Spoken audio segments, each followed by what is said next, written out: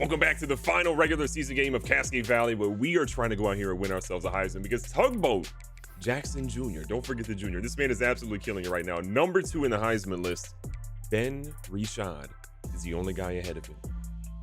We need to lock in. One of the big issues we have right now is we're number 18 in the nation. We would need a lot of teams to lose for us to be able to go ahead up right now. But Michigan is kind of got a tiebreaker against us. They're 6-1 in conference, as are we, and is Ohio State.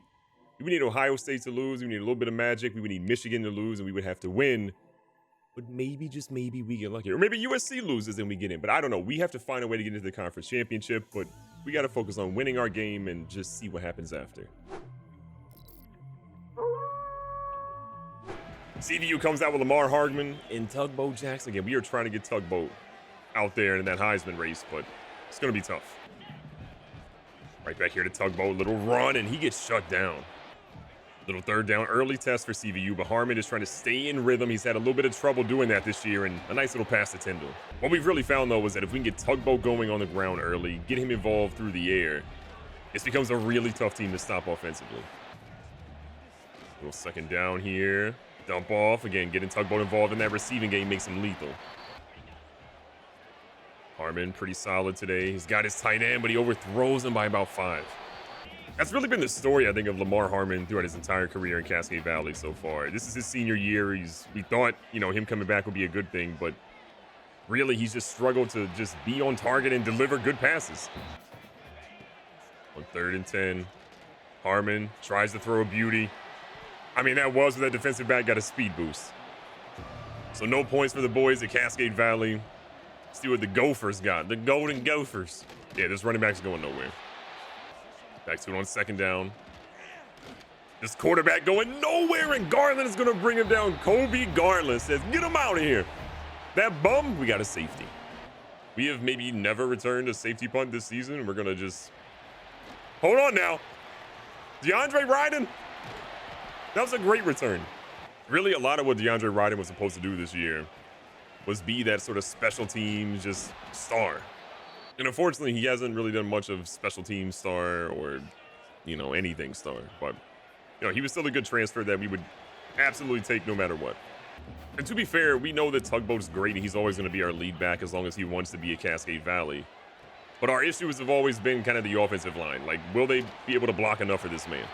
And for the most part, I think Tugboat's figured it out. He's kind of had a really good second half of the year, and defenses have really struggled to stop him. I also do think we're being a little bit more smart with kind of the plays we're calling, when we're calling them, the blocking assignments, and then that happens. But I mean, currently this dude is averaging 2 yards per carry, so apparently we're not being as successful on the ground as I was kind of hoping we would be. But there's just no blocking for him.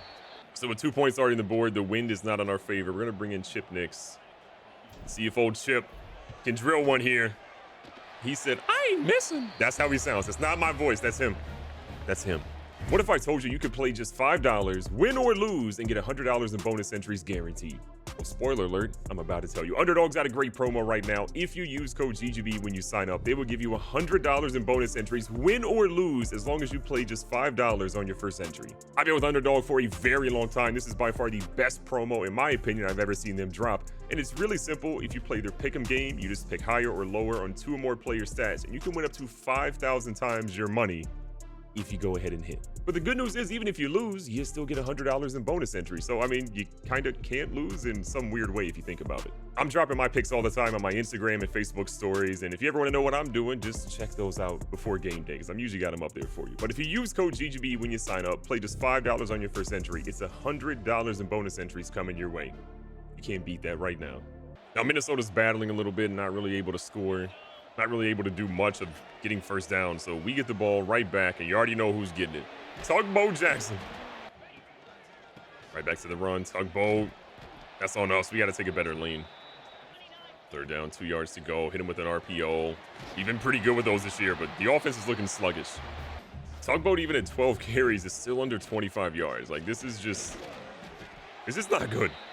Our O-line is supposed to be killing it at the moment, but instead they are killing us. Out of the pistol. Tim Tyndall. It's a crazy throw, and Harmon can't hit him. I mean, at this point of Lamar Harmon's career, he is what we have. We don't really have a lot. There's going to be a new QB, maybe Forrest Lemon, maybe somebody else comes in through the transfer portal. There is just chaos in Akron, Ohio. So again, Chip Nix is going to come in and try to add more to our point total. He already has 3. We had the safety we got earlier. This one's a little closer than the last one, but it's good all the same. We're picking up a little bit later here in the first half. About a minute left. It's a crucial 3rd and 7 right now for Minnesota. Their QB checks one down. We missed, and then he's making us miss more. And a big hit finally makes him fall down. Minnesota's still out there. All the time in the world. They go with another check down, and we deliver another hard hit. Our dreams of getting into the CFP are honestly probably far-fetched at this point. But it doesn't mean we don't want it. Hold on, brother. What a slide. Coward. 20 seconds. Minnesota doesn't seem to be playing for a touchdown here. They have 1 timeout. Feels like they're just trying to get maybe a big chunk play, maybe go for a field goal, and they use their last timeout with 11 seconds left. No timeouts, 11 seconds on the clock. They're trying to get something here. We're going to bring them down with 7 seconds. Do they have enough time to get a field goal off here? We're just going out, and they have no time to get the field goal. Terrible clock management by Minnesota. And we go up in halftime 8-0. Little 8-point lead. We go into the second half, just trying to do better on offense. About 3.7 yards per play in the first half. Was not exactly great, but Tim Tindall's a grown man. Harmon did manage to have a little over 100 yards passing in the first half, but it felt like he had negative. I mean, look at how Minnesota is stacking the box. They are worried about Tugboat Jackson Jr. And he said, don't worry, I'm here for a first. His best run of the game. We're trying our best to kind of get him out of those aggressive fronts. It's not really working, but we got to hope we can. Only a yard in the last play. We're getting our guys out. Honestly, Harmon, take a shot on Tugboat deep in the breadbasket. Looking like Willie Mays in center field, and Tugboat says the Heisman might be coming back to CVU. This game has been kind of a blowout. We ended up getting another great play on defense, getting an interception. Fatali Seiko gets it. The offense then takes the ball, goes in and scores. And now Minnesota's got to drive down 22-0. We've dominated the entire game, including time of possession. We have about 17.5 minutes for time of possession. They're at maybe 6 minutes or so. It's been a rough day for them, and it's about to get worse. A delayed handoff. That one almost works, but just bad vision by the running back. The Coyotes know they get a stop here on 3rd down. It's not looking good for Minnesota. They end up chucking one deep over Hemphill's area. He says, not today. Hemphill has had kind of a really bad season by his standards, but that's a big play for CVU. Some of you might also be wondering, well, why is Mike Hemphill not on offense? You talked about him playing on offense, trying to be a two-way player, trying to win a Heisman. And honestly, I think we had just way too lofty goals for that man. What we found is that even though Hemphill has really good catch ratings, he could not catch anything. This man could not even catch a cold out there. So we decided to just, oh my God, throw up a prayer. Did Mark Fiercely catch that? He's the GOAT. All right, there is pass interference on the defense, and I think we actually we declined that because I want to make sure Fiercely gets his yards. That was a nasty catch. That might be one of the best plays we've ever seen in terms of where did 11 come from? But real talk is just another example of how bad Lamar Harmon's been. You would hope he's better, but you see throws like that. But I guess at the same time, we had that throw where he was running to the right, guy in his face, throws it deep down, and it's a perfect shot to our Heisman candidate running back. So who knows at this point? But Tugboat's out here saying, I'm getting about 20. Tugboat's got 93 receiving yards, about 80 rushing yards, and a touchdown. It's been a much better game for him at this point. We're going to bring in Ryden for a little bit of a spell. Tugboat said, all right, man, that's enough. But he does have a right leg contusion. So we got to be a little careful here. But Tugboat bounces off a would-be tackler. And then it's in the end zone. That's good news because that man has a lot of wear and tear after that play. But 2 touchdowns, 93 yards through the air, almost 100 on the ground. That Heisman might be coming to Akron. Coach McMervin and the Coyotes are going to absolutely destroy Minnesota. It ends up being a 39-0 victory. Tugboat, 115, 2 touchdowns on the ground, 90-some yards plus in the air. He better be number 1 on the Heisman list. I'm just saying. The victory was great, but we also get fantastic news for Mark Fiercely. This man has the Cascade Valley career receiving yards record, and I feel like he might go some more because he's only a junior. And as the season wraps up for the regular season, we end up finding out that left edge Greg Russ will be joining Cascade Valley in the offseason. Now, we give you unfortunate news that we don't make the conference championship. Again, you can thank the loss to that wonderful team, Michigan. That's the reason why we didn't get in there. You can see the USC is 11-1 with an 8-0 record in conference. Then Ohio State, Michigan, and us all had a 7-1 record in conference. But Michigan gets the tiebreaker because we lost to them. Ohio State has a tiebreaker because they have a better record. tough times. And while that's unfortunate, we do have some decisions to make here at staff. And I think from our offensive coordinator standpoint, I want to keep this guy because if we look, while he's only a C+ for prestige, in motivator, he's got a decent amount there, but really the bread and butter for this guy is the fact that he is architect, and he's got a lot here in architect. That's going to help us completely on offense, a little bit here on defense and special teams. And then from scheme guru, he's got a little bit dabbled here too. So I feel like this guy has got room to grow with us, and we really just want to have a guy that has architect. But on defense, not a lot to love here. He's got, a decent amount of motivator, probably his best category by far. We then go to tactician, there's a little bit there. And then you go to recruiter, and there's not really a lot there. So because this guy, is really primarily a motivator, and I feel like I can get somebody else a motivator, but then I'm also like, we're going to lose all these off-season boosts.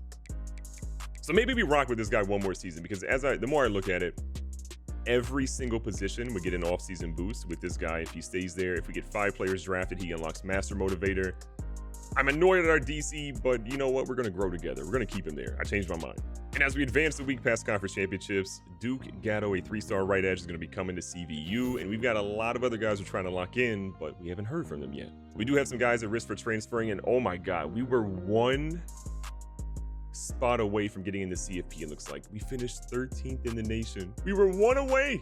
And more bad news is going to come to Cascade Valley is Ben Rishad, the 2027 Heisman winner. This man, look, we wanted Tugboat to win it. He had a good chance, but this dude deserves it. 116 receptions, 1,900 receiving yards, and 32 receiving touchdowns. Yes, he was playing for San Jose State, and they played a bunch of plumbers out there. But 32 touchdowns is 32 touchdowns. This man deserved the Heisman. Tugboat, though, is going to get the Doak Walker Award win, which we love to see that for him. And we get the news here that we're going to play in the ReliaQuest Bowl in Tampa Bay. We were so close to the CFP, 1 spot away from the CFP. The number 12 team is Michigan ahead of us. We lost to them. We get it. We're playing New Mexico. Let's blow them out.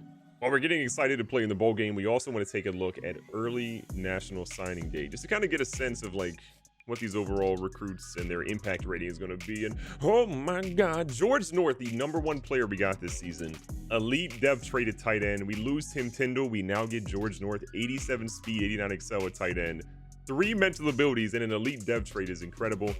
Brink has a normal dev trait. Corker has a normal dev trait. Okay, we're getting a lot of normals now. I'm very scared. A lot of normals now. Impact dev trait for the, this is our quarterback that we're getting, Forrest Lemon. I'm hoping the portal has somebody nice for us. A star dev trait for Max Vildor, the new running back we're bringing in, the 4-star gem. Normal. Elite dev trait for a right tackle. Love to see that. Impact for Abbott. And then we've got really one other guy that we know for sure, Duke Gatto as an impact. No one else has signed yet. So we got a couple of elites. We got some stars, but the vast majority are normal with maybe 1 or 2 impacts. Not ideal. What's actually interesting too about the Heisman standings is that we didn't actually just get 2nd. We got 3rd. Tugboat ends up finishing here behind Anthony Varner, who had a great year himself. 44 touchdowns, 6 interceptions. Honestly, I don't hate what they ended up doing. Lagway was solid, not great. Raiola had pretty impressive numbers. Didn't get to 4,000 yards, but Tugboat did a lot on the ground, but he did a whole lot in the air too. The good news though is that Tugboat ends up being the number 1 halfback in the All-American team, and we maybe only see him for the first team All-American, which I'm not surprised. This was not a great Cascade Valley team. We had nobody on second team, only 1 on first team. But for the freshman team, John Jennings, the left edge, who honestly came along pretty strong towards the end of the year, ends up getting a nod. And when we look at the Big Ten, Tugboat gets first odds there. Tim Tyndall getting some respect there. You love to see that. Defensively, you saw how bad we were. No love there. Second team, we get 1 guy, Fatali Siko. He had some great moments, but he's also looking to transfer because of coach prestige, so I'm very scared about that. And then freshman team, we're going to see John Jennings showing up there, and Stephen Weldon. Shout out to Stephen Weldon getting some PT this year and dominating. The final game of the season is the ReliaQuest Bowl. Our seniors are ready to go. Mark Fiercely has 999 receiving yards right now. He needs a single receiving yard to have 1,000 on the year. The junior needs it. We'll make sure it happens. Tugboat needs 1 touchdown for 20. We got a lot of things going on, but we're trying to make sure we get that W for Coach McMervin, as always. We have no idea how we were the number 13 team in the nation playing a 7-5 New Mexico team, but here we are. And here they are running.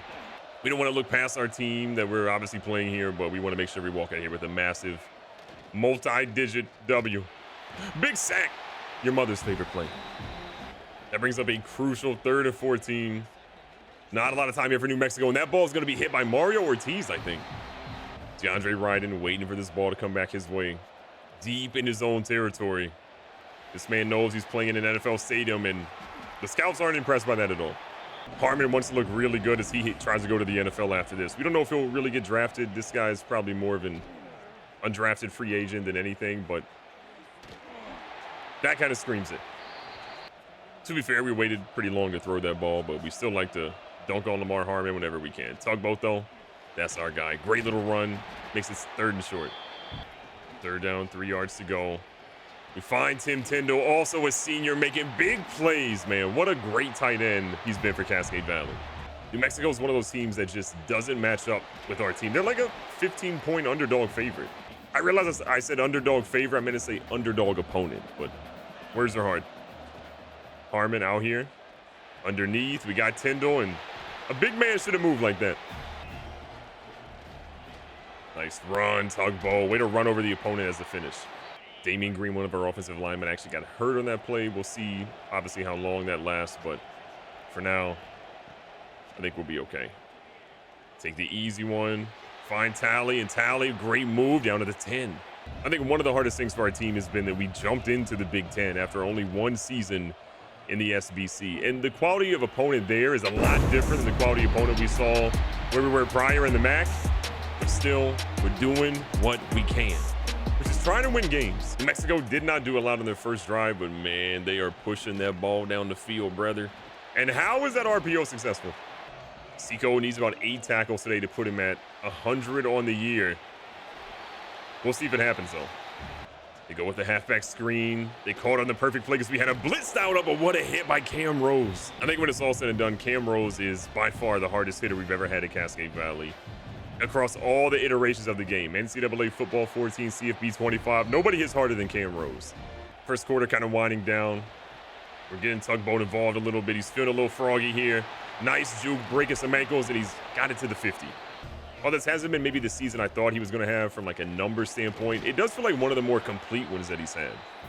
This offensive line has not really helped him out a lot, but he's found ways to just be productive in just about every single game he's been in this year, which you love to see. 3rd and short, final play here. Tugboat just getting involved like he always does. I feel like that one's coming back. There's a flag thrown just after he threw it. And the CVU offensive line letting us down in more ways than one. So what was an easy conversion there ends up being not the same on this one.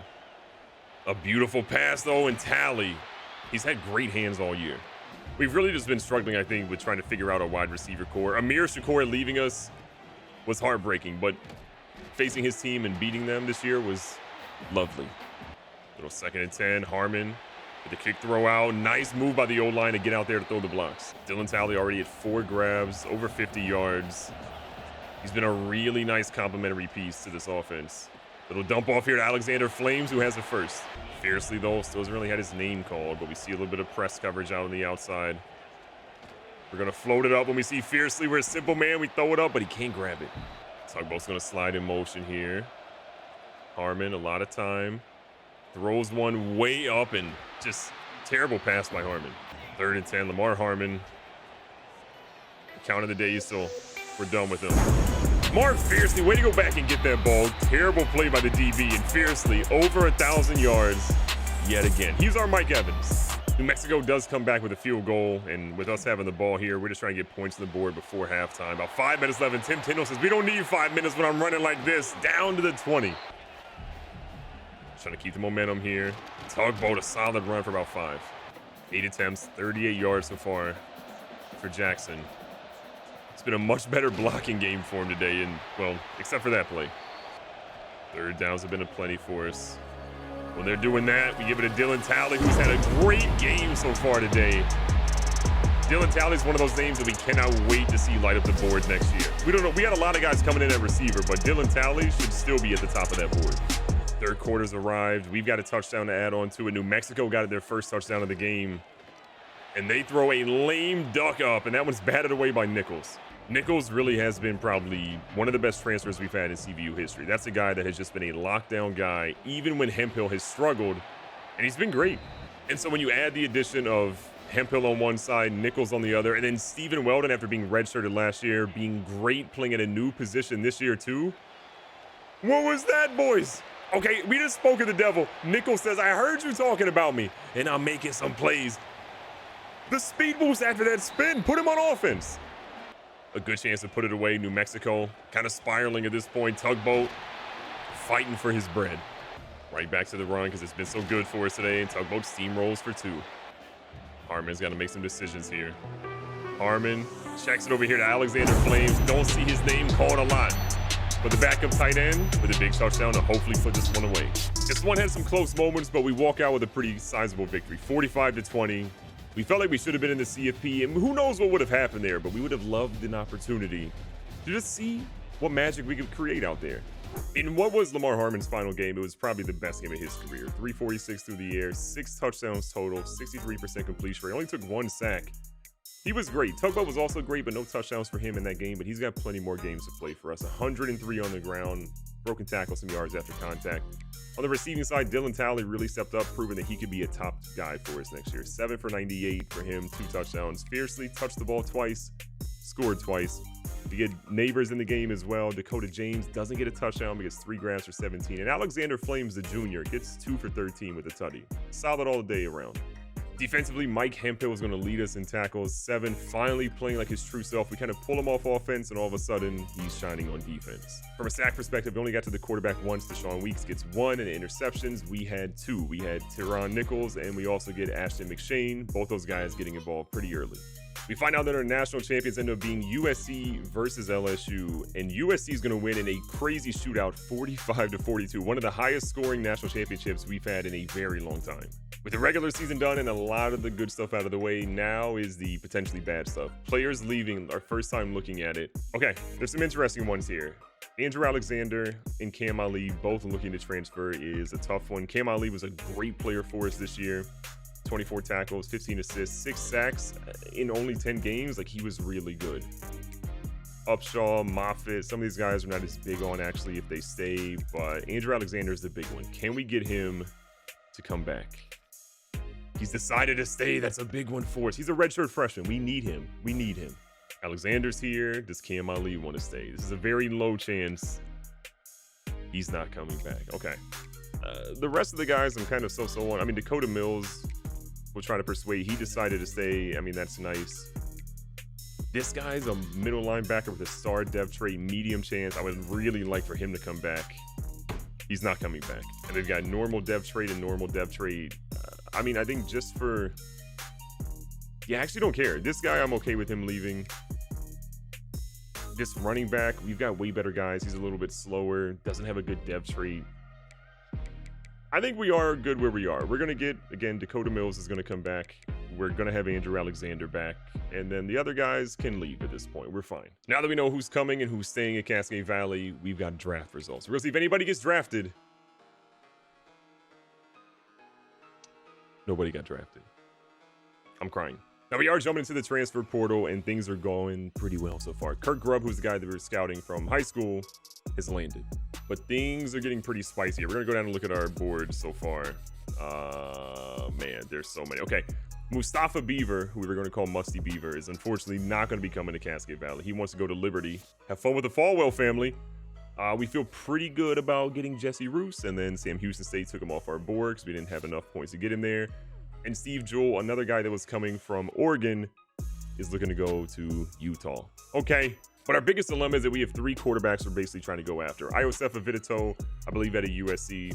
Honeycutt, who Nebraska appears to be going crazy for this man right now. Then we have Tommy Trout. Nebraska's going after Tommy Trout and Honeycutt. We need one of these 3 QBs to come to Cascade Valley because we only really have Forrest Lemon coming to town, so we need to have a quarterback competition. We're going to see if we can figure this out by the end of the portal.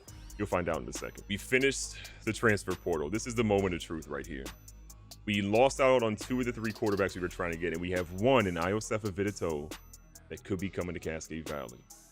We're going to go through this list to see if we get him. I am crossing my fingers. We got Tresman Boyce, the defensive tackle. Up next, we have Tremaine Mastrud, a wide receiver, gadget wide receiver with 90 throw power. If you're really excited about him coming to Cascade Valley. Iosefa Vidito is going to be here. This is great news. We don't have really anything at QB. We have Forrest Lemon. I would prefer to kind of just let him sit for a year or so. Iosefa is a freshman coming in. Maybe he's a sophomore. I can't remember, but at least we have some talent at quarterback coming into this year. Along with him, we're going to have Eugene Hilton Jr. I try to reload on wide receiver because we desperately need to finish or fulfill our talent around Mark Fiercely. We've got Orlando Allen, a 3-star strong safety. We're going to have Kevin Madden, a 3-star will linebacker. We're going to have Sean Fenderson, a Mike linebacker, 3-star. We're going to bring in another 4-star at a corner, Aiden West. We desperately needed help at corner, and we got it right there with Aiden West. We try to get some other guys. I don't think we're going to end up getting them. A 3-star right guard, and Caleb Aldridge. We're going to get a 3-star will linebacker. Hoping for a couple more 4-stars. Gideon Bartu is another running back coming in. He should be able to help out Tugboat and really being a nice 1-2 punch with him. We're going to find out a little bit more here at middle linebacker. We get a 3-star in Morris Hope. We're going to have Lucas Stein at tight end. We needed just a little bit more depth there, so we get a 3-star there. A 3-star corner in Nolan Gentry. This is a crazy class. Tremaine Tuggle. For Cascade Valley, probably one of our best classes we've gotten so far. Again, we missed out on a couple here towards the end, but overall, this is great news for us. And we got 6,100 XP. So overall, we're going to have about 32 people that we ended up signing this year. And I want to kind of go through and just look at some of the dev traits or the kind of development traits we're going to have for these guys. So the majority of these we ended up pulling earlier. Kurt Grubb is going to be the 4-star. He ends up being a star for us. We're going to go through. We got impact for Lonnie Allen. I think we looked at him. Dennis Algier is a star dev trait. Orlando Allen's normal. Tresman Boyce is going to be a 4-star normal. 3-star normal. Impact from Tremaine Mastrue. That's great. Another impact here in Kevin Madden. Another normal. An impact from Vidito. This is the big one here. Like, we're getting a quarterback. We need him to be good. I know his accuracy ratings are not fantastic, but he's got good speed, which should hopefully supplement some of that for the time being.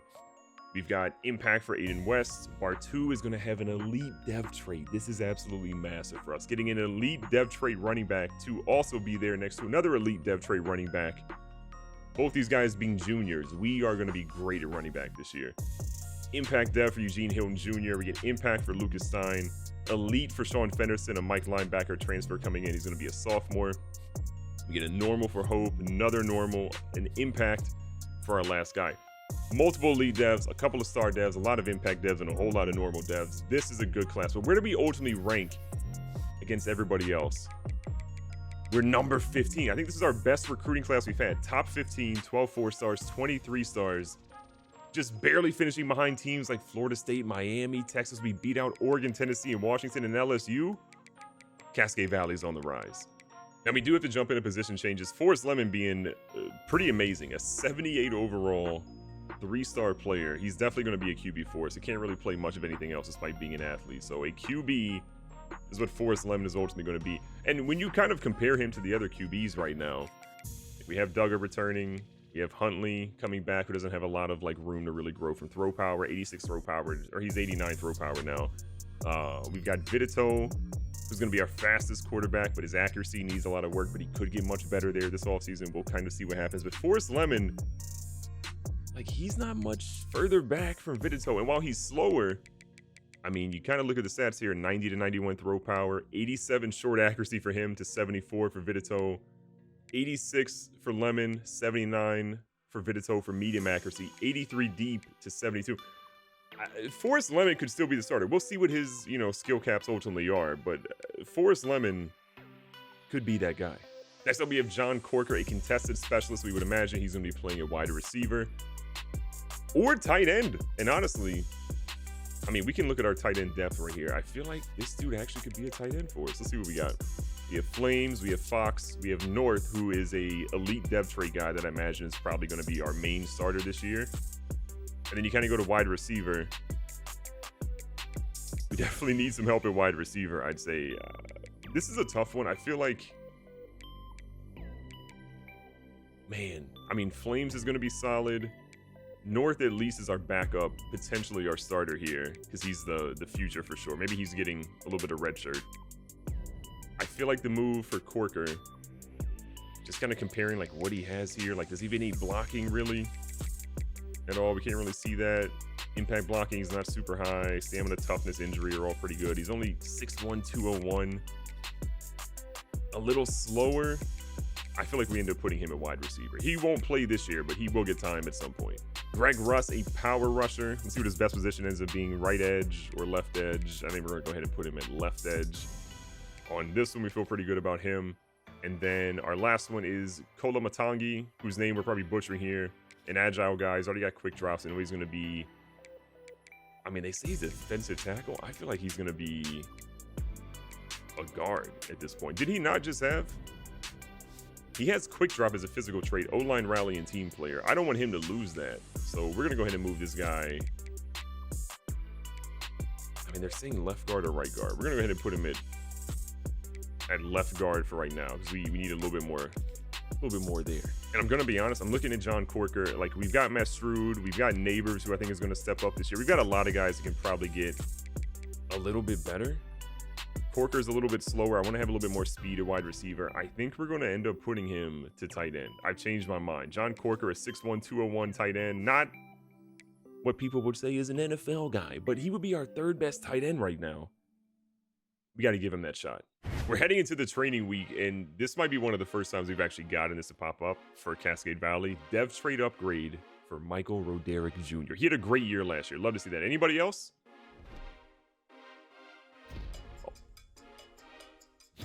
Vitali Seiko upgraded his dev trade to a star. Okay, this is amazing. Can we get one more?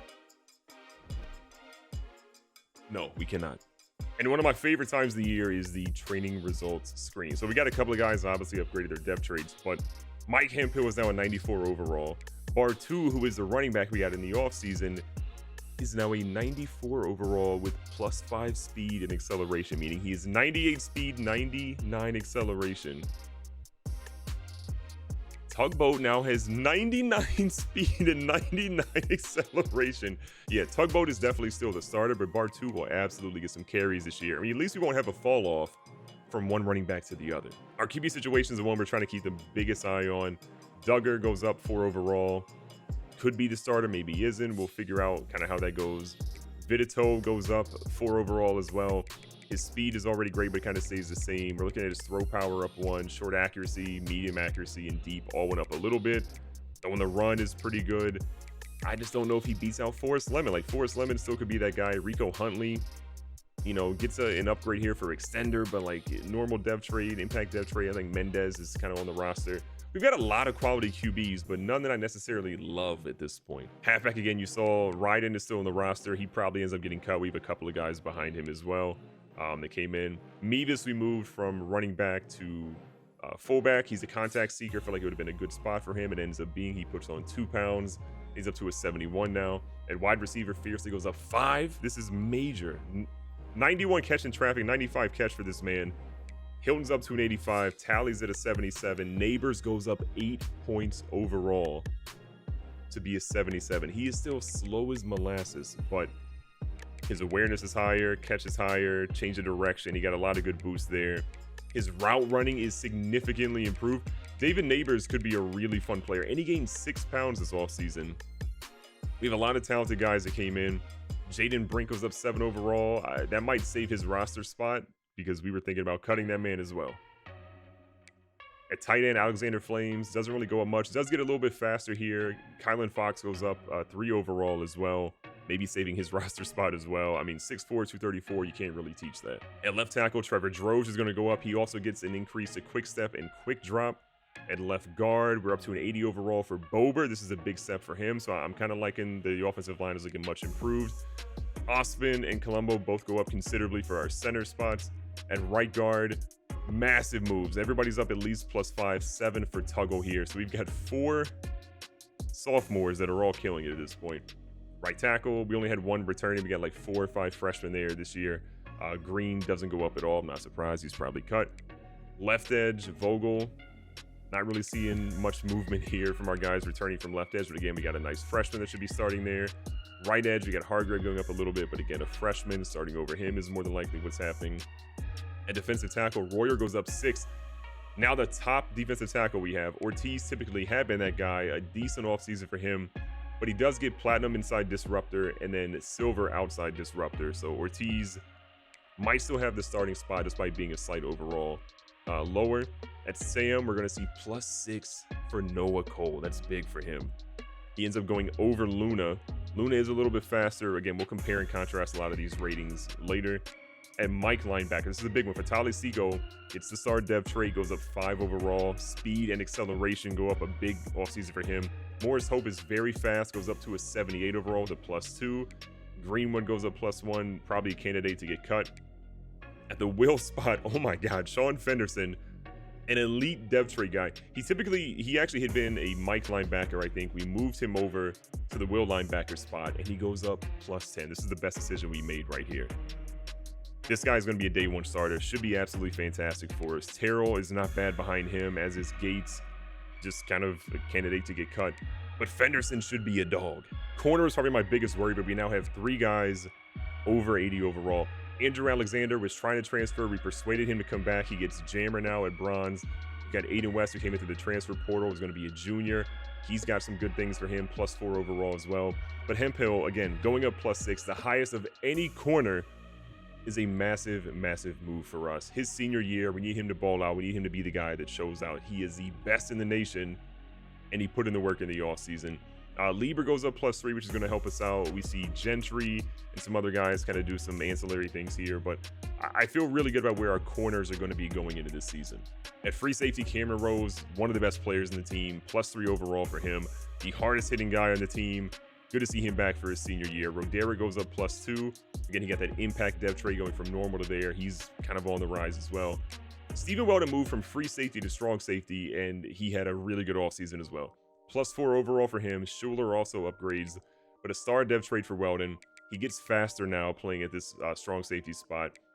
He's got his strength going up there. He put on 2 pounds of weight. I feel like Stephen Weldon with the 85 zone coverage is going to be fine. Hit power actually got improved too, so maybe he was hanging around Cameron Rose, but Stephen Weldon could be up for a very big year too. And then we go to kicker. Chip Nix goes up 1. His kick accuracy goes up 2. He's already got 87 kick power, so he should be having a pretty good year. And he gets deep range from a physical attribute. And then our punter goes up +2 as well. Look, Cascade Valley is going to be significantly better offensively and defensively this year, and I am so excited to see these guys on the field. We're at the point of the offseason now where we have to encourage some transfers. Our quarterback situation is tough. Duggar's our top-rated guy. We got Vidito, Huntley, Mendez, and Lemon. Lemon obviously having to say, as does Vidito. I was on the fence of cutting maybe Mendez. Him and Huntley are pretty similar, but Huntley's skill caps are not good at all. So Huntley is actually going to be the guy that we actually encourage to transfer from the QB spot. At halfback, we are stacked. I mean, we've got 3 absolute dogs. Vildor is going to be the guy of the future as long as he can get his speed up. Tavion Grant is not really going to play at any point, so he's going to be moving on as well. Wide receiver, Trayan Bell. Maybe there's another wide receiver that ends up moving, but Trayan Bell is just never going to play. He needs to transfer to Division II. We'll be seeing him. At left tackle, we have a 68 overall senior. You know what time it is. At left guard, we're seeing a 69 overall senior as well. He'll be going out of there again. We need a little bit of depth, so we keep some of these guys here. We keep going through a lot of sophomores here. I don't really want to get rid of those guys. They might slide to a different position. A 60 overall junior at right tackle has no chance to play with all those freshmen in front of him. At left edge, I think Bruton potentially could be a candidate. He has no abilities. He's got, a low dev trait. We're going to be seeing him. We got 4 spots left we have to go for. Another candidate right here, a junior, 61 overall, gone. Dean is a 71 overall. He's got multiple guys ahead of him. We'll be getting him out of here as well. We have 2 spots left we have to sort of account for. Ellis Berry, normal depth trait, 63 overall junior, buried in the depth chart. We'll be seeing him. And then our final spot that we have to basically move on for. Hartley probably stays. We need a little bit of depth there. I think Draymond Gates, you're a 69 overall junior. A lot of guys in front of you that are better. That's our final guy we're getting rid of. We are down to 85 players on the roster, and Cascade Valley looking better than ever. In terms of the custom conferences, we ended up making a couple of adjustments here. So the Big Ten, we moved a couple of teams out. We'll talk about those. We added in 1 team in Pittsburgh, and then we went over to the Pac-12, and we added back in USC and Washington to kind of flesh that out just a little bit more. And with all of that stuff out of the way, our schedule for this upcoming season is going to be, we played home versus Washington, which is where Amir Shakur is, again, getting a little rematch against him. We then go to Duke to play Maslow at his new home. He's in there for now. This is his 3rd season at Duke.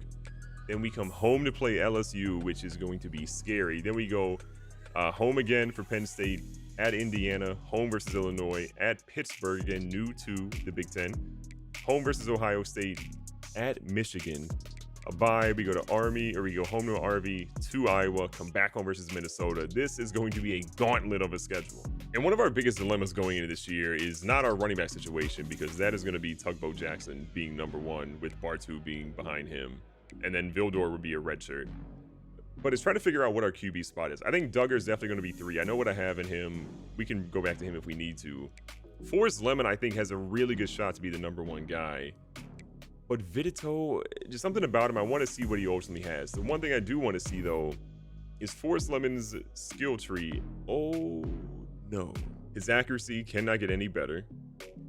His power, in theory, can get a little bit better. His skill tree is not great. There is a chance that it could get better because, again, we do have an offensive coordinator who has, you know, plenty of stuff that he can do to remove some of these skill caps. But Forrest Lemon could be a lemon. I think we are going to be right with where we are. I think when we look at kind of who we ultimately have here, it's going to be Vidito as #1. It's going to be Forrest Lemon as #2. And if you look at Vidito, what he has from a skill cap perspective, it should be in a much better situation than what I saw from Forrest Lemon there. Yeah, much more room for the accuracy. His throw power to 92 is totally fine here, but IQ, elusiveness, quickness can actually go up a little bit. I think IOSF of Vidito is going to be that guy. Maybe we go Vidito, Duggar, and then maybe Lemon gets redshirted. I don't know. We'll try to figure it out, but Lemon is not going to be that guy. Hopefully Vidito ends up being it. This has all the makings to be a memorable season for Cascade Valley. If we can knock off that #2 team in the nation, starting ranked number 14, the first time we've been, ranked in the top 15 preseason. If we can beat LSU in that week 2 matchup, we could quickly become a top 3 or #1 team in the nation. Who would have thought it could happen that far? But if our QB can be as good as we think he is, the sky's the limit for CVU this year. Be safe, be smart, tell somebody you love them. Catch you guys on the next one.